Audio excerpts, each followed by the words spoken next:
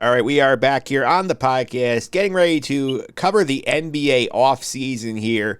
Very pivotal one for both the locals and the league. Always a lot of intrigue. Whenever I talk some hoops, I like to get the guys on from the Sorry to Interrupt podcast. Sean Rowe, Tom Bocchino here. Welcome back, guys. How you doing? Doing great, Mike. Thanks for having us back, brother. Yes, thank you. It's always an honor to come on this podcast. Yeah. I'm glad we were all able to fit this into our schedules, considering Tom and I both have interviews to go be on JJ Redick's coaching staff, and Sean has a workout with the Pistons coming up for the draft. Yeah, we have to fit it into the schedule. Yeah, it's a lot of responsibility, but hey, we're making it work. Yeah, Sean, I heard they're talking about getting you on a two-way deal here, the Pistons. Listen, man, we're trying. We're trying. Nothing's set yet, but we're trying. They clearly haven't seen him play yet. Yeah, clearly not. Yeah, but my intangibles are phenomenal, and that team needs them. That's true. You would be the leader in the clubhouse. Yeah, that's right. Sean could be Nobody would work harder than me. Sean could be the Ryan Arcidiacono on the Pistons. Yeah, exactly. Shit, man. I'll take that salary. I think all would take that Wouldn't salary. We all? Exactly. Yeah, let's get to a little catch up here before we get to the offseason stuff. The NBA Finals are over here. As pretty much expected here, the Celtics sort of frog march the Mavericks to the title here. They win their 18th, and I felt like this was a weird one for me, guys, because like going into the series, I felt like all I heard was, Dallas, Luka, Kyrie, it's on. And like I feel like nobody wanted to take the Celtics seriously, and they sort of remind you, oh yeah, they are that good.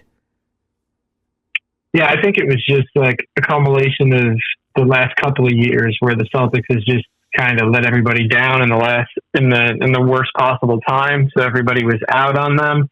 That mixed with kind of like just the way Luka and Kyrie kind of dismantled the Mavericks, who just beat up on the defending NBA champions. And I think everybody just underestimated the Celtics. Because I don't even know how good. I don't think we even know how good the Celtics are because they just had such an easy path. Yeah, for me, I'm. You can put me in the category. I picked the Mavs in 6 before the series started, partially due to both things that Tom mentioned. That Dallas looked really, really good, knocking off Minnesota in 5, and the way Kyrie and Luka looked, and also too is Boston. We've been waiting for them to break through for a while now, and also the path that they took, and it's not their fault, and they handled their business. They only lost 2 games in the first 3 rounds combined, but against teams that we didn't have that much trust in. So I think with all that, that's why I picked Dallas. But Mike, obviously, as the series went on, and I alluded to this several times on our pod, Boston just has Kyrie's number right now, both maybe mentally, but definitely physically too. He's not able to do what he's able to do against other teams due to the perimeter size and mismatches that Boston has with their guards.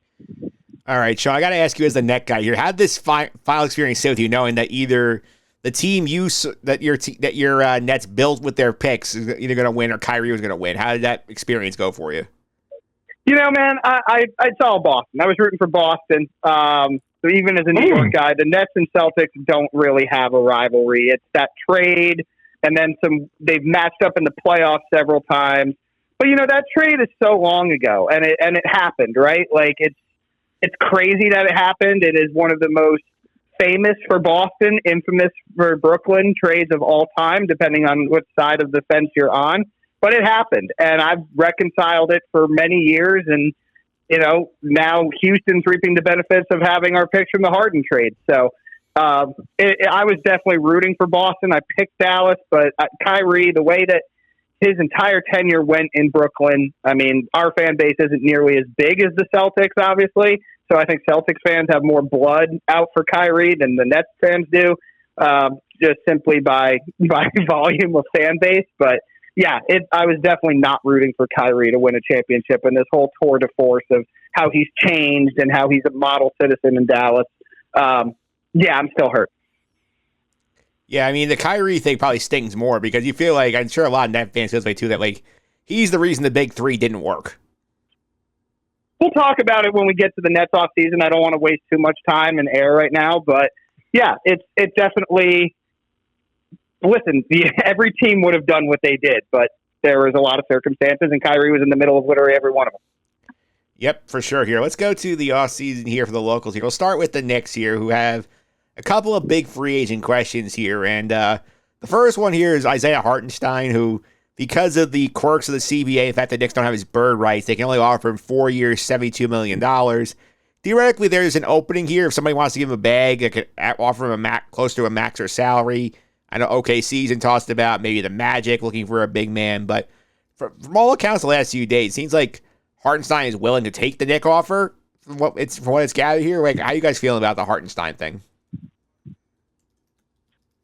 I mean, I think he's willing to take the offer until somebody throws the absolute bag at him, which most teams in the NBA are known to do, especially for a guy who's proven that he could start on a competitive playoff team and give you big time minutes, great defense, and he's got that floater game as well.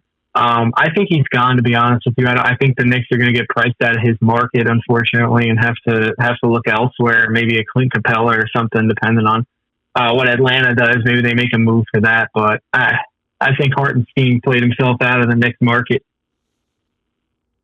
Hartenstein's interesting for me. Yeah, I know that Anunoby is the guy we're going to talk about next, but I think Hartenstein, I think the Knicks can make that work. I think they understand how valuable he is. Maybe there's a way they can offload the $15 million salary that's owed to Mitch Robinson.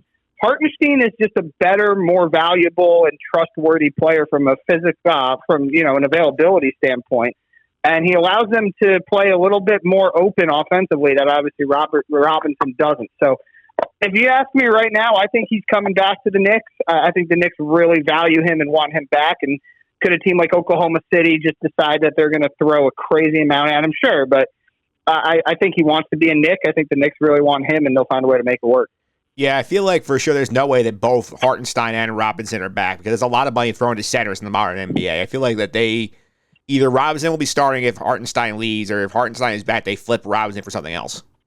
How do you guys feel as Knicks fans about Robinson? Like, are you willing to say, listen, we know he's going to get hurt, but he's so valuable, offensive rebound, rim protector, all that?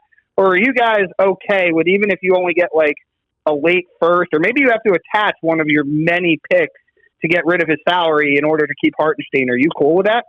I don't think they're going to attach a pick, to be honest with you. I feel like with the amount of teams he has value.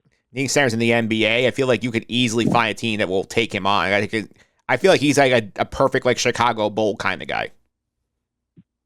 I agree with Mike. I think he's too valuable to have to attach picks to anything. But Sean, you described it so well there. Mitchell Robinson, I think, has a higher ceiling. But I mean, every time he takes a step, my heart drops because I think he's going to get hurt again. So the best availability is availability. I think that was proven out by the Celtics run this year, where it's just like they play every single night.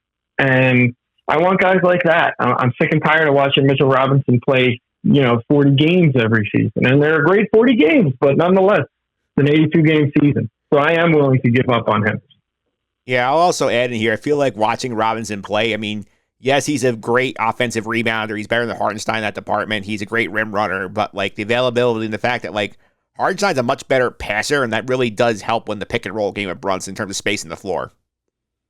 No doubt about it. No, and not to mention his kind of mid-range floater game as well, where Robinson doesn't possess any of that. He's just kind of a lumbering rim runner and offensive rebounder that's going to do all of his work on the boards as opposed to anything offensively. I mean, I thought they were an excellent 1-2, especially towards the end of the year when Robinson came back, where I think that they kind of found their homes with Hartenstein as the starter and Mitchell Robinson kind of spelling him. But again, I don't think they're going to be able to afford them both. So I think we stick with Hartenstein, and then you go in and you find Robinson's replacement. Yeah, I kind of feel like Robinson at this point is just a more athletic Andre Drummond.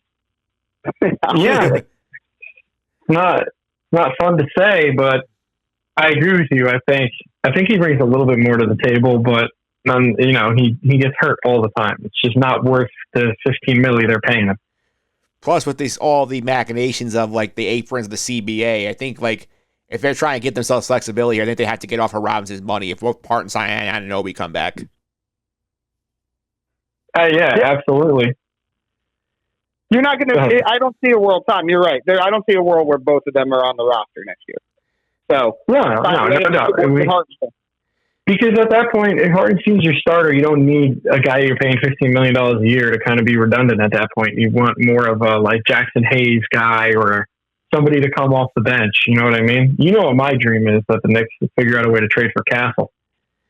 I feel like also, yeah, I know. Well, Castle's not going to help you in the center position, but no, he's not. But you know, if all these things, if we can trade Robinson, maybe we can get another draft pick, have an asset to slide in there. It's a weak draft. You know, I'm just trying to talk myself into it.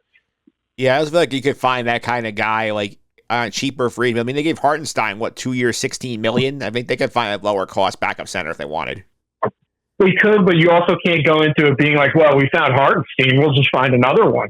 You know, like you can't expect that either out of the, you know, that was great scouting by the Knicks, and I got to give them all the credit in the world, but I don't know if you're going to find another Hartenstein. No, I mean, you're looking more of like a skill set. So, like, we just want a guy who can, like, rim run and be a good defensive player. Like, I think that's what you're looking for in terms of that kind of guy. Oh, yeah. Absolutely, and they're out there. Yeah. Also, news of the day here as we're recording the pod on Monday, the 24th, that OG Anunoby is expected to decline his player option for the coming off season, so he's going to be a free agent here. We've heard rumors the price starting to trickle up here because Philly wants him badly. They're going to start at least $35 million a year. I don't see any way the Knicks let Anunoby go, just because you look at how much they gave up to get him between Barrett and Quickly, who were two key rotation players on this team.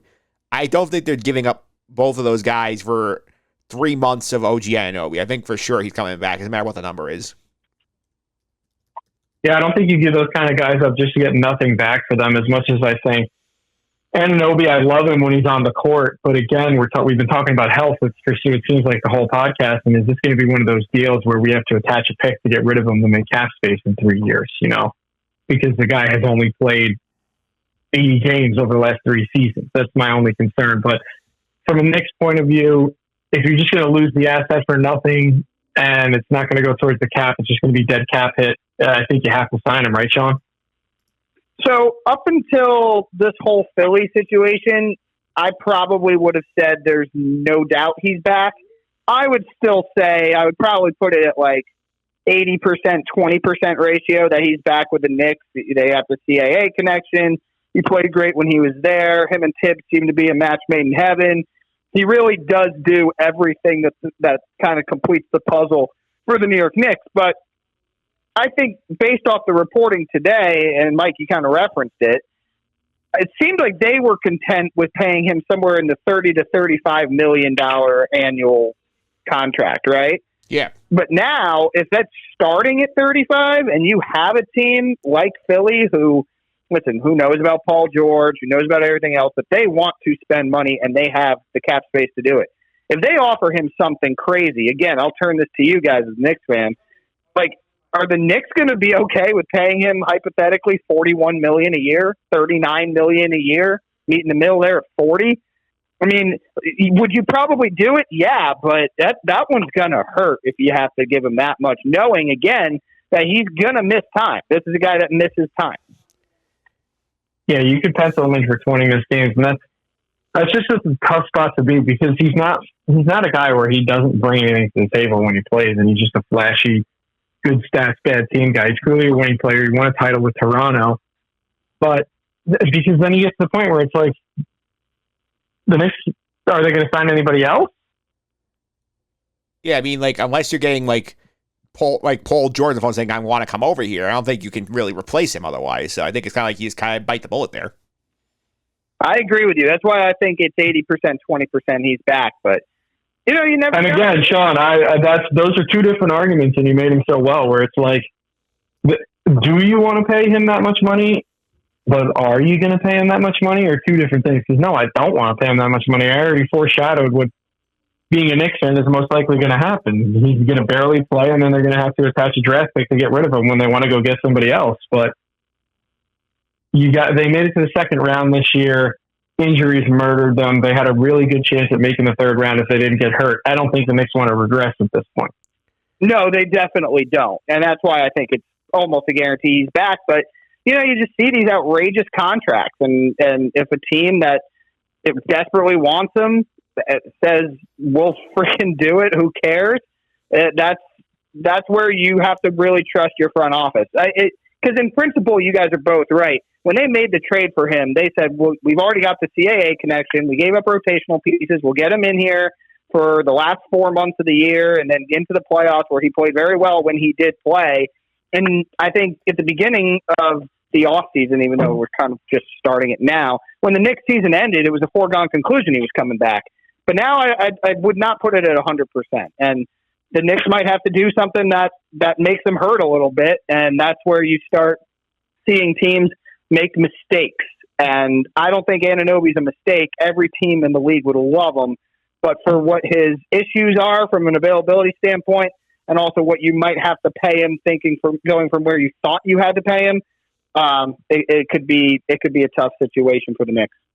Yeah, it certainly could. And they generally have a lot of opportunities here to like make some moves. Where I felt like last year was very obvious. Like we sort of saw Dante DiVincenzo, the Knicks, basically like locked in and re-signing Josh Hart. Those are the two easy things here. But like they still have like options to consider what they want to do to add to this roster, because not only do they have to make the decision on whether or not to guarantee Bogdanovic's salary for next season, which you're probably going to do if you think you have a big trade potentially lined up or something could pop up in the next few months. But like even then, they still have needs, because like we saw what happened when Randall got down. They could use more depth up front. You need a secondary playmaker, like initiate the offense when Jalen Brunson sits. Like there are things Knicks need. Oh yeah, they're not a finished product. They're very, very good, and right now with full health and assuming Anunoby and Hartenstein come back, I would probably pencil them in the top 4 in the East for sure. But yeah, I don't know where else. And to your guys' point, what else? What is your plan B if Anunoby leaves? Honestly, it's probably like you're trying to get Paul George. You're trying to maintain your level at the least.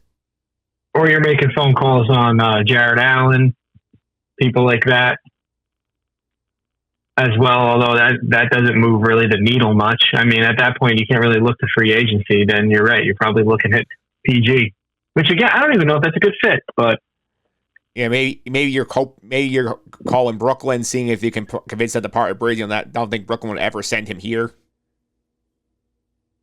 I don't think they're going to trade him. Period. Like the amount, if what's been reported is true, then if they didn't trade him for some of the offers they've gotten, they're not trading him this summer. Now, who knows? Maybe it's a deadline. Maybe it's next summer. But I know that's who the Knicks really, really want, and he would fit them perfectly. Like actually perfectly. Not just because of the Villanova connection. We all know that, but he fits everything they're trying to do from a stylistic perspective. Yeah, there's also a ticking clock around the Knicks in terms of when they can make these moves, because you remember Brunson is going to need a new contract soon. Randall is eligible for a new contract. I don't know if they can pay him yet. So, like, there's a amount of time they have to make this move before that roster gets very expensive. They really can't make the big move. Of course, they're in a tight spot right now, and it does suck that the draft is not good, even though they wouldn't be picking that highly. And the free agent class bottoms out very, very quickly. Like, once you go past OG Anunoby on this list, it's like we're looking at Malik Beasley and Doug McDermott and Covington. It's not good stuff down at the bottom, boys. No, it's absolutely not. Not close. Between the draft and the free agent class this year, it's not a great offseason. That's why I think there's going to be so many trades. Yeah, and that's what sucks, because the postseason, we didn't talk about the whole postseason. There was a couple of good games, but overall, it sucked. Yeah. I think the right team won, but it was a bad playoffs for the NBA. I mean, the Knicks had the drama for the whole postseason pretty much.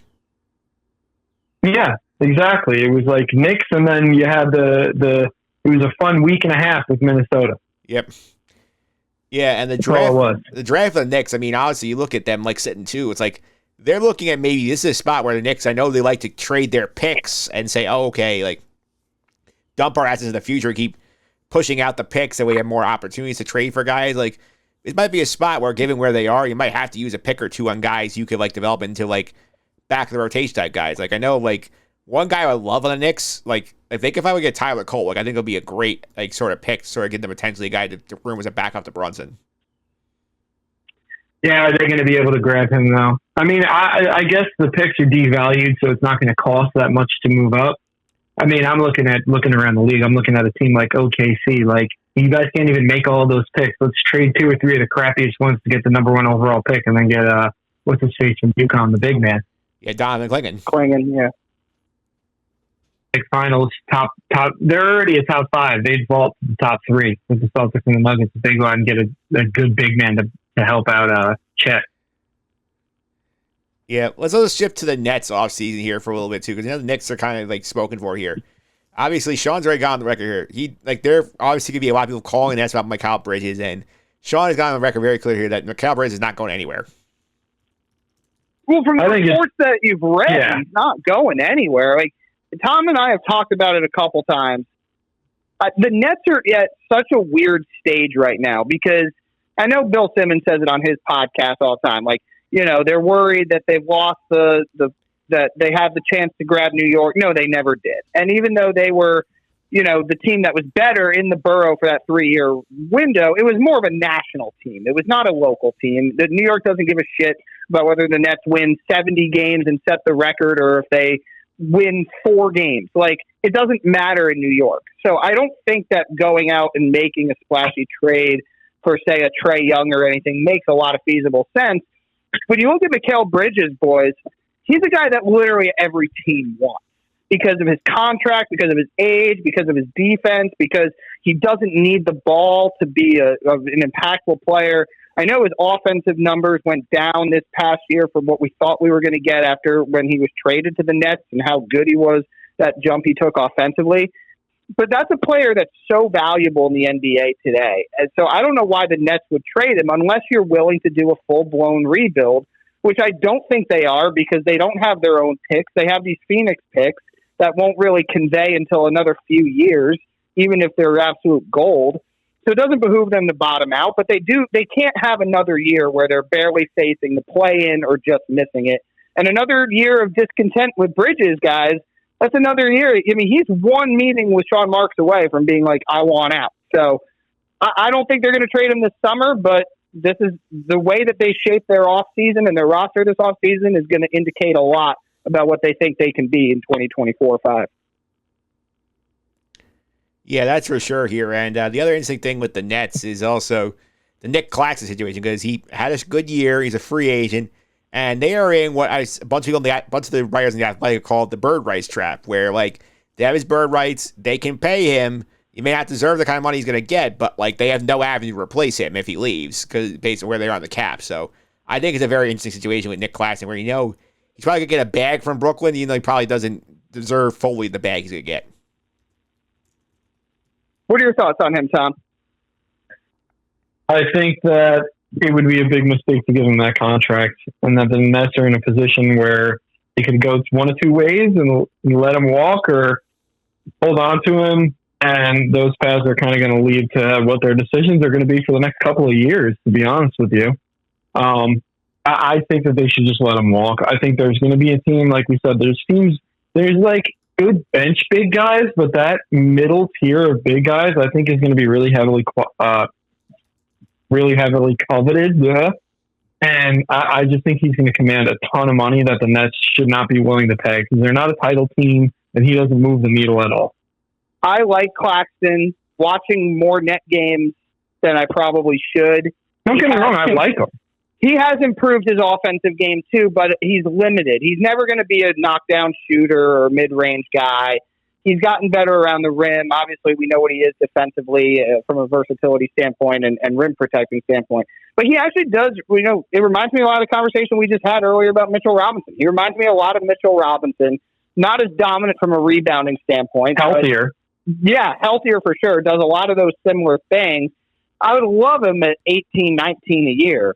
But if we start talking about you're going to have to pay him 20, 21, 22, 23 a year, like that's a move that I will look at and say, if they do that, guys, the Nets are in a ticking time bomb to trading Bridges.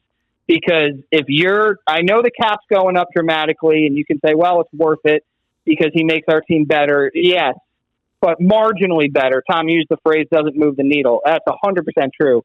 So if they let him walk, it would suck to see him go because he's a really good player. But they drafted Noah Clowney last year out of Alabama, who has a similar skill set. So you could just go the developmental route there or see what else is around. But if OKC says we're going to give you $24 million a year because why not? We have all the money in the world and we need that guy to pair with Chet. I mean, if the Nets match that, I mean, that tells you that they're just going to be limited with what they can do financially going forward. Yeah, I think the thing is also tough, as I mentioned before, here's like the fact that it's like they're where they are at the cap, they have the bird rights on him, where it's like we can keep him, but if we let him leave, like we're basically committing to we have to play Noah Klein. You can't bring in a better or more competent player to like replace him unless it's like on an exception or the minimum. So like at that point, that's a tricky bridge you're walking here with McAllister saying, you know, like we're letting one of our best guys walk to reset our cap. Hey, stick around, please. Well, it's tough too, Mike, because it's like you're damned if you damned if you do, you're damned if you don't.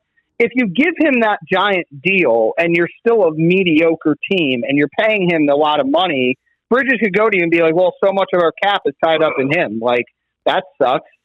But if you don't sign him and you lose him for nothing, Bridges could go to you and be like, so you're not even going to retain one of our better players, like one of our top 4 players. So it's one of those really tough situations. That's why I was an advocate for them trading him at the deadline, even though they said they didn't want him. Yeah, that one thing I think that will really be interesting for them with the offseason here is that they do have a gigantic $40 million expiring contract with Ben Simmons coming up here. And like, oh, thank God. It's they have 1 year to get it off the books here. And this is the kind of salary here where like, if they can find somebody who's willing to take that contract just to get out of some other deals that are longer term, like this is a situation where if you're the Nets, I think the fact it's expiring, it makes it an asset in some sense of like, okay, can we turn Ben Simmons into usable players with that $40 million? Like, do you think there's any opportunity the Nets have here to get off that contract? What do you think, Tom? I'll let you take this one first. The problem with how much money he makes is the only way that you're really able to make a deal work, because there's not really no team is going to be like, well, we got 5 guys that we don't want anymore, and they all add up to Ben Simmons, so we'll give you a 5 for 1. Like, that's just not how it happens in the NBA. You're going to have to take back another disgruntled star. And it's just like, that's the only thing is, are they going to be disgruntled there? Are you going to be willing to put up with them? Are they going to be willing to put up with you? I mean, the Nets just found themselves in a tough spot with Ben Simmons. They did. You know, I read something from Hoops Hype, I think it was a week ago, that Charlotte and Portland approached Brooklyn at the trade deadline to see what it would take if he was available, and the Nets didn't entertain either of those, probably because what they would have had to take back would suck. I've seen out there too, like Levine, but you've got Levine for like 4 more years, whereas at least Simmons, you're done after this year. So could they? Yeah, Levine. The only difference between Levine and Simmons is Levine gets hurt all the time. So does Simmons. The one's just not scared to play, but they both don't play. No, but you would take on another 4 years of a exactly. Contract. Yeah, you're just shooting yourself. Yeah, that's why I would not do that. But that's where I would be scared with the Nets. Like, I think Simmons is a guy that they trade at the deadline. If he repeats what he has the last few years, he'll play the first month or two, look halfway decent, miss some time, come back around the holidays, play a little bit, and then the trade deadline's right around then. Maybe a team is like, hey, we have a guy we don't want. We'll take his money. Or, hey, the Nets have some flexibility cap-wise. Here, take him, and we'll take Simmons off your hands. I'd love to move off of him, but as bad as it is to say, guys, he's not really a problem because he doesn't really play. So if you just know this is the last year of him, you kind of already committed to that, and then you can start looking forward. Because it's crazy as it is, but that $40 million, once this cap number goes up with the TV rights deal, it's not going to look that bad. And do you guys think Ben Simmons plays in the NBA again after this season? Yes. Yes. Somebody will take a chance on him because of his ability to play defense, and like he's not gonna get anywhere near what he paid. But like I can see somebody saying, "Oh, like lead our second unit, be a defensive stopper for us." Mm-hmm. Can we pay him the vet minimum to do anything? And he'll be a guy that in the league in 4 years from now, unless he decides to retire, will still have a job somewhat, but not make. Yeah, I'm curious. It's kind of like a 2-tier thing where it's like, does the league want him and does he even want to play anymore? Well, that's the second part, unfortunately. He likes money, and he's really done a good job of figuring out a way how to make a hell of a lot of money and not work. I should call him. Honestly. Everybody should. Yeah, it's important. It's one thing, like, yes, like Simmons, the player, does not hurt the Nets because he's not really like screwing up rotation or eating up minutes. It's that $40 million, you're stuck with him. And like, that's money that I know the Nets are wishing I think that would be like the one aspect of the Harden trade they would like to do over, is that not take him back. But you know what, guys? Like, we do that. I don't want to take up a lot of time, but it's just, you look at what the Nets did with the big three, right? They get KD and Kyrie. You have two superstars decide to come play for your team. You're going to take that every time. You do have a chance to go get Harden. He plays at an MVP type level for you until he gets hurt in the playoffs. And you think everything's great. And because of crazy circumstances, Kyrie imploded that team. I said this to Tom, like, if you play out that scenario 10 times, the only time where it happens the way it did is actually in reality. Yep. They probably win a championship, at least one championship in 6 of those scenarios, maybe multiple in 1 or 2. The only way it worked. Sean hasn't sat and thought about this for hours on that, by the way. But then, and he's not going to start crying in 2 seconds. And then with the Simmons stuff, it's like, well, you know, they were kind of pigeonholed because Harden wanted to go to Philly. And they had, in this era of basketball, even though Simmons says it on his pod all the time, it never works when teams send their disgruntled superstars to the place of their preferred destination and saying, "Oh yeah, remember when we did that for you? You'll help us. You'll talk well about us, right? And we'll get more players." Never happened. So they had to trade him to Philly. Just, again, it is what it is, and you were hoping you'd get something out of Simmons, but it hasn't worked. Yeah, it certainly has. I know I was reading online that there were talks at the deadline about sending Simmons to Charlotte for Miles Bridges' contract, which if they could have pulled that off, would have been like a home run for them because they would have been out of this already. Sure, but with what Miles Bridges had going on, yeah, a lot going on there, Mike. Uh-oh. Yeah, it's a lot going on. Then you could just get rid of Miles Bridges after the second half. Sure. Yeah, I bet you they still think that there's something salvageable with Simmons, whether he plays for them or that they ship him somewhere else. But it's a disheartening fucking situation. This offseason, really. He's still posting weird pictures next to signs that say like work really hard or something in the gym. So there's still hope. Oh, nothing is more predictable than the Ben Simmons IG stories in the gym in the summer. Yeah. Thank God for that content. Yeah, he's like, I'm on. It's like, yeah, he's always got those like stories up of like him like at a court, basically saying like the grind or like something like that. Making like, oh, he's taking it seriously, and then like the haters ain't ready. Yep. Yeah. Somebody should look up those JPEGs and see where they originated. He could have just Googled basketball court. Yeah, let's go some of the big name free agents to watch. Obviously, the Knicks and Nets, a couple of them we discussed here. LeBron, like, what's going on here? Like, do you feel like this is going to be an opt out and then sign another big deal with the Lakers? Like what do you think the angle is LeBron? What he wants to do? I think LeBron's first goal right now is to get his son drafted and get his son paid. And then on a non-two-way contract, which I think is why he hasn't done anything yet. This is right out of the LeBron playbook. Like, this is so perfect. Just not saying anything, not doing anything, letting everybody else scramble. He's eventually going to get what he wants, and then he's going to re-sign with the Lakers. All this crap about LeBron going somewhere else is just such a farce to me. I think the days of LeBron playing anywhere but LA are long over. I'm right there with Tom. 0% chance he goes somewhere else. And the Lakers will draft Bronny in the second round. Shit, maybe even the first, just to make sure they have him.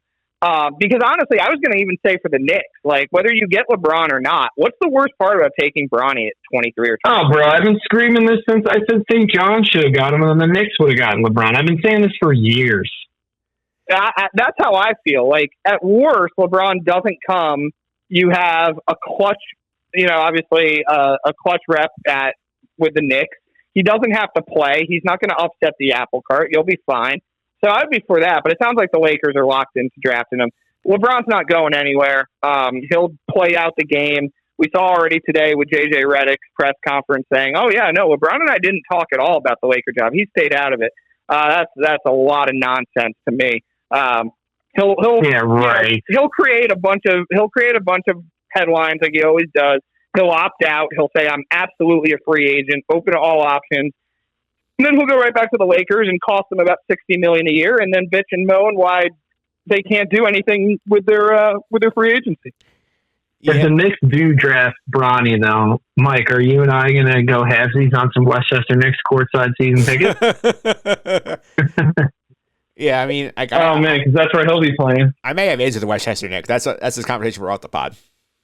Oh, okay. Yeah, I like that. All right, so LeBron to the side here. The biggest name that might actually switch teams here is Paul George. And obviously, we've heard the rumors about Philly. We saw Joel Embiid try tampering with him on the NBA countdown show for the finals. Don't know how well that went. The Clippers seem to be holding a hard line on how much they want to pay him because they don't want to pay an exorbitant luxury tax bill and stay out of the second apron. Like, what do you think is happening with Paul George here? Because, I mean, like, there are only a few places he can go, like, if he actually wants to leave the Clippers. I mean, Sean, for me, it's just like with that big new arena coming, I just don't think Ballmer's going to want to lose a star without getting a star.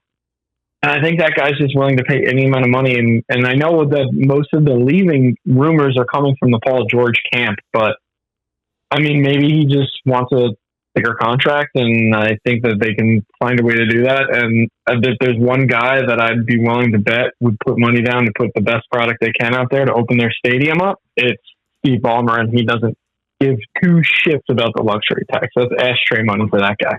The retort I have is if that was true, the deal would be done already. So I don't think I don't think that it's just that. If it was as simple as, listen, I'm worth this, I'm staying for this, and Ballmer just truly just doing all the things that he's a businessman. Maybe he's playing hardball, but eventually we know he's going to fold. I think that it is maybe not a hard line in the sand, but there is at least some kind of line in the sand that he does not feel comfortable paying Paul George more than he thinks that he should. A shorter term deal with more AAV would probably make sense for Ballmer and the Clippers. Does that make sense for Paul George when you go to Philly and say, Philly can first of all just sign him outright? That's why the Phillies are so loud, because they don't need to work a sign and trade. They can just say, we'll offer you $48 million a year. Come here. And Orlando can too, right? Orlando can too. OKC. He could go back there. The OKC doesn't make sense, but Orlando does. The team that makes a lot of sense, Simmons and Russillo talked about it on their pod today, but I'd heard it from I'd read it elsewhere too. There seems to be some Golden State buzz.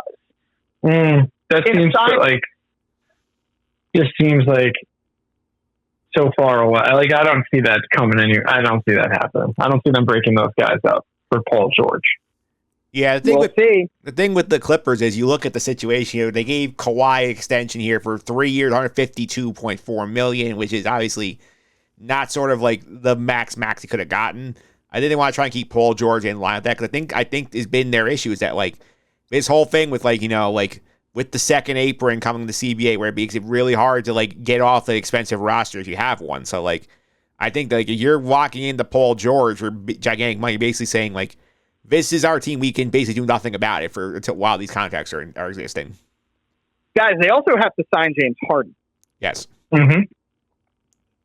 Which, I don't know, there doesn't seem to be as much swirling around him. So is he just, I mean, there was a lot of talk about him last year with Philly opting out, being promised something. He never got it, whatever. Clearly he wants the max. Promise something. That's what I meant. He expected a max deal and he never got it. So clearly he wants the max. Is he getting the max?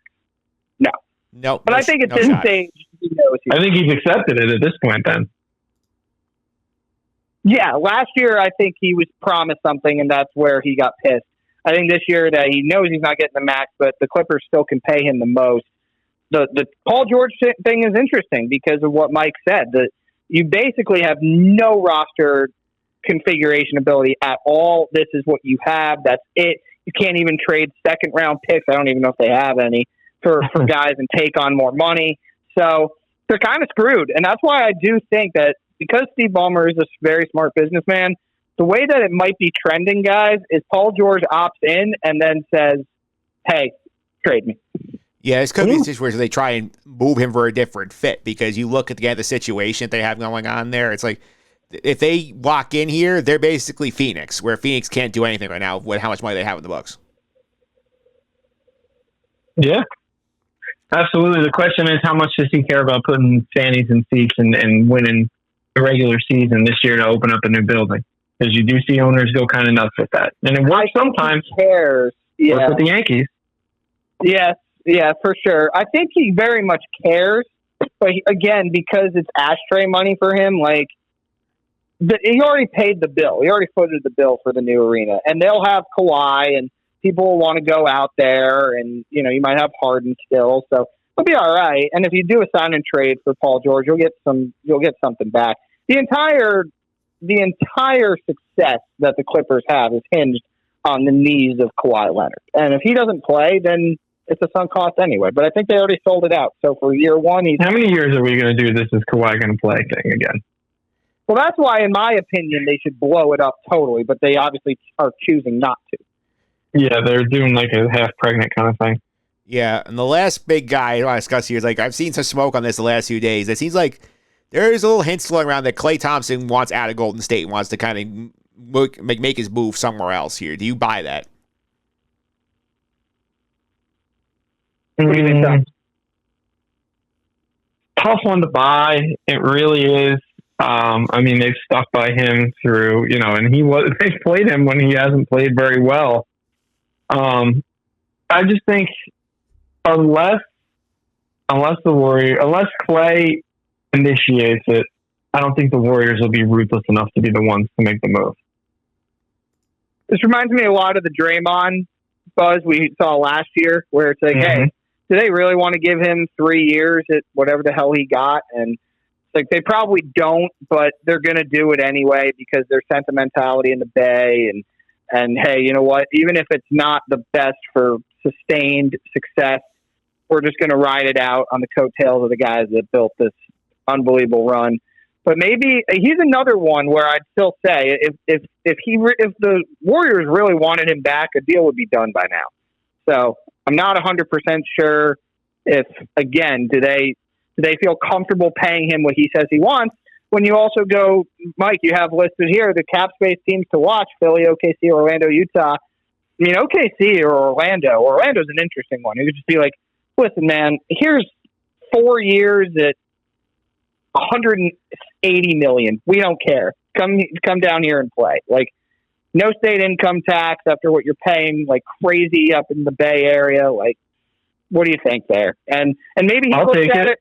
Yeah, maybe he looks at it and he's like, hey, I had a great run here. I still think I have more.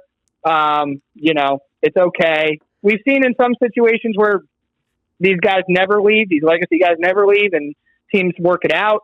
And then you also see situations where guys do choose to leave. And the history of the NBA is littered with players where it's like, wait, he finished where? Oh. Yeah, I mean, like, for example, like Scottie Pippen finished with the Portland Trailblazers. Had some good years, too. Took the team to the conference finals. Yeah. Right? Yeah. 99. Against Kobe, right? Yeah. Yeah, you could see Klay Thompson, the appeal of Orlando, a team like the guy like Klay Thompson. Hey, you know, like, I've won my rings. I'll hang out with this exciting young team. I'll teach them how to win a little bit, make my money, and like be in a fun situation in the East and have Florida weather. That'd be appealing for me.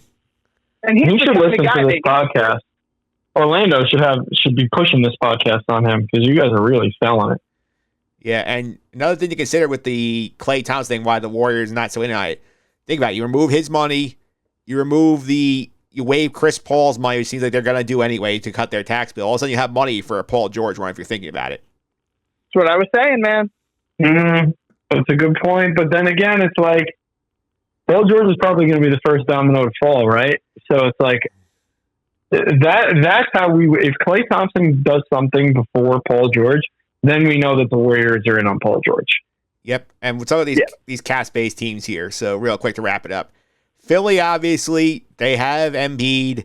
They're going to basically hold Maxey's cap hit until they have a sign deal after they make their moves. They have the ability to make a lot of noise here. The question is, who's taking their money? That's sort of the thing with Philly. I was just going to say, like, they could throw it all out at a guy like Paul George, Tom, Mike. They could choose to do that. Or they could make a lot of moves around the fringes and wait to the trade deadline to see what the scope of the league is then. Maybe they have a reunion with Jimmy Butler. That's another name that's out there that could make a lot of sense for them. So I think it's either one of those two guys, or it's some ancillary pieces around the fringes, and they're going to hold all their resources to the deadline. Yeah, OKC is fascinating too because like they have money to make moves. Well, Tom, what did you think on Philly? I think Philly's gonna. I think you're gonna hear Philly in every single rumor there is because I think they're just doing everything. Joel, would you like this guy? Would you like this guy? How about this guy? Is they know that he's a ticking time bomb if they have another couple of years like this. Yeah. Let's go to OKC real quick. Obviously, they had the core breakthrough this year. They have SGA on a good contract. They made a good move already. They shipped out Giddey to Chicago for Alex Caruso as a perfect fit for that roster here. Like, I think like they might go. I don't like them to go big fish. I feel like they're gonna try and do the ancillary pieces rather than like wait to put their assets together for one big star. Yeah, I don't think now's the time to spend the good assets, quote unquote, and unload those. I think you wait for a disgruntled superstar that's locked up for a really long time, kind of like an Anthony Davis situation, and then you kind of pounce on a guy like that. But they also already have their superstar MVP top 5 player in SGA. I've already said my piece. I want them to trade some of their lesser draft picks up to get the big man that they need. I think that'd be a smarter move, but again, then maybe you go out and you do look at a guy like Mitchell Robinson or something. I think you're right. They're going to spend along the fringes, and they're not going to be throwing money at anybody. And PG's not coming back there anyway, so who cares?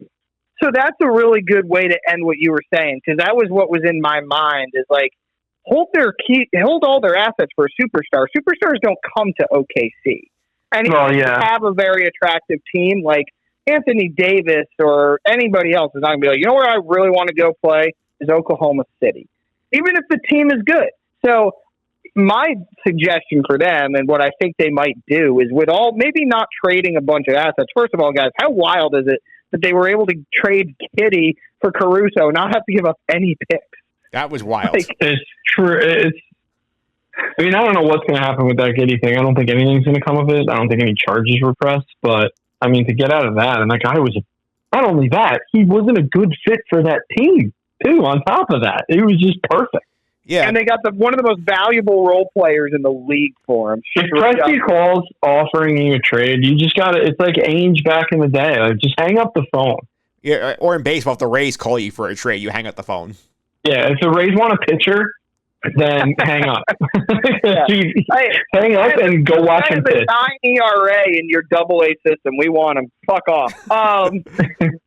But just to finish my point, I think this is the season that they spend some of this money on a team that, hey, they were already the youngest 1 seed in the history of the NBA. Go out. They were already making moves.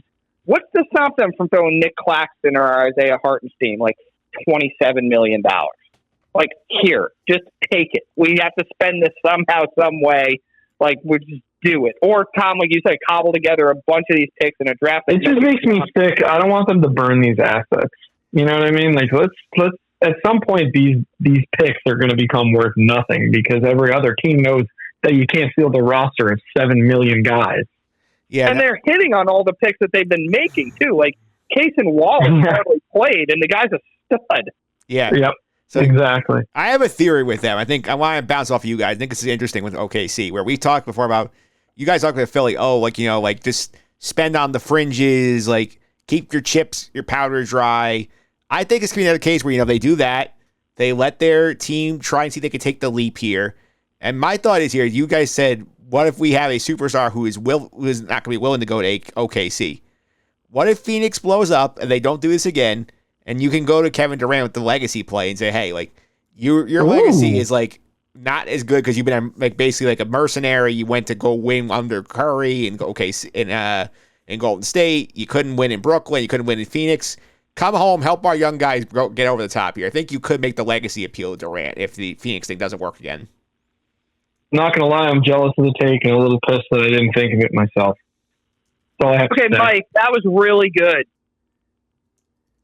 What a take, man. I mean, really good.